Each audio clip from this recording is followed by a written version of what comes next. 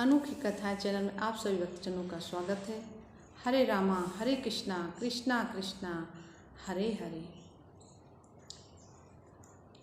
13वें अध्याय की कथा। सूरत और वैश्य को देवी का वरदान। जो उदय काल के सूर्यमंडल की सी कांति धारण करने वाली हैं, जिनके 4 भुजाएं और 3 नेत्र तथा जो अपने हाथों में पास अंकुश बर एवं अभय की मुद्रा धारण किए रहती हैं, उन शिवा देवी का मैं ध्यान करती हूँ।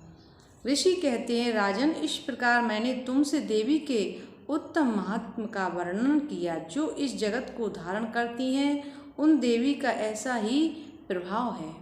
वे ही विद्या ज्ञान उत्पन्न करती हैं। भगवान विष्णु की महास्वरूपा उन भगवती के द्वारा ही तुम ये वैश्य तथा अन्याय विवेक की जन मोहित होते हैं, मोहित हुए तथा आगे भी मोहित होंगे। महाराज, तुम उन्हीं परमेश्वरी की शरण में जाओ। आराधना करने पर वे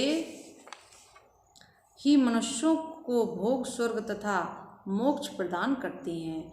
मार्कंडेय जी कहते हैं, क्रोष्टकी जी मेधा मुनि के वचन सुनकर राजा सूरत ने उत्तम व्रत का पालन करने वाले उन महाभाग महर्षि को प्रणाम किया। वे अत्यंत ममता और राजपरण से बहुत खिन्न हो चुके थे। महामुनि इसलिए विरक्त होकर वे राजा और तथा वैश्य तत्काल तपस्या को चले गए और वे जगदम्बा के दर्शन के लिए नदी के तट पर रहकर तपस्या करने लगे। वे वैश्य उत्तम देवी सूक्त का जप करते हुए तपस्या में प्रवृत्त हुए। वे दोनों नदी के तट पर देवी की मिट्टी की मूर्ति बनाकर पुष्प धूप और हवन आदि के द्वारा उनकी आराधना करने लगे। उन्होंने पहले तो आहार को धीरे धीरे कम किया, फिर बिल्कुल निराहार रहकर देवी में ही मन लगाए एकाग्रचित पूर्वक उनका चिंतन आरंभ किया। वे दोनों अपने शरीर के रक्त से प्रोक्षित बलि देते हुए लगातार 3 वर्ष तक संयम पूर्वक आराधना करते रहे। इस पर प्रसन्न होकर जगत को धारण करने वाली चंडिका देवी ने प्रत्यक्ष दर्शन देकर कहा। देवी बोली, राजन तथा अपने कुल को आनंदित करने वाले वैश्य, तुम लोग जिस वस्तु की अभिलाषा रखते हो वह मुझसे मांगो, मैं संतुष्ट हूँ, अतः तुम्हें वह सब कुछ दूंगी।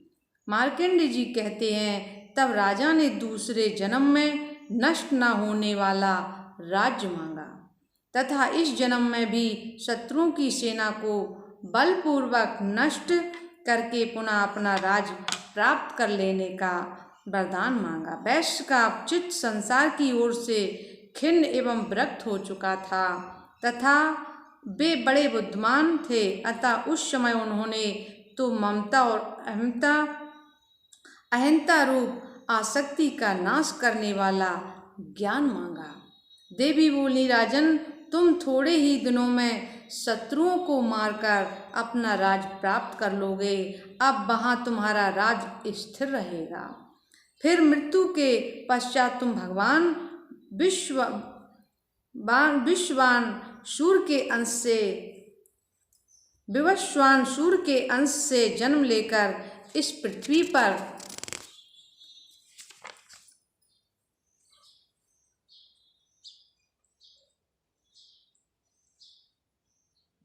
सार्वणिक मनु के नाम से विख्यात हो गए। वैश्य वरिये, तुम भी जिस वर को मुझसे प्राप्त करने की इच्छा की है उसे देती हूँ। तुम्हें मोक्ष के लिए ज्ञान प्राप्त होगा। मार्कंडेय जी कहते हैं, इस प्रकार उन दोनों को मनवांछित वरदान देकर तथा उनके द्वारा भक्ति पूर्वक अपनी स्तुति सुनकर देवी अंबिका तत्काल अंतर्ध्यान हो गई। इस तरह देवी से वरदान पाकर क्षत्रियों में श्रेष्ठ सूरत सूर्य से जन्म लेकर सार्वणिक नामक मनु होंगे। इस प्रकार श्री मार्कंडेय पुराण में सार्वणिक मनवंतर की कथा के अंतर्गत देवी महात्म्य में सूरत और वैश्य को वरदान नामक 13वां अध्याय पूरा हुआ। बोलिए भक्तवत्सल भगवान की जय। सभी भक्तों को जय श्री राधे कृष्णा।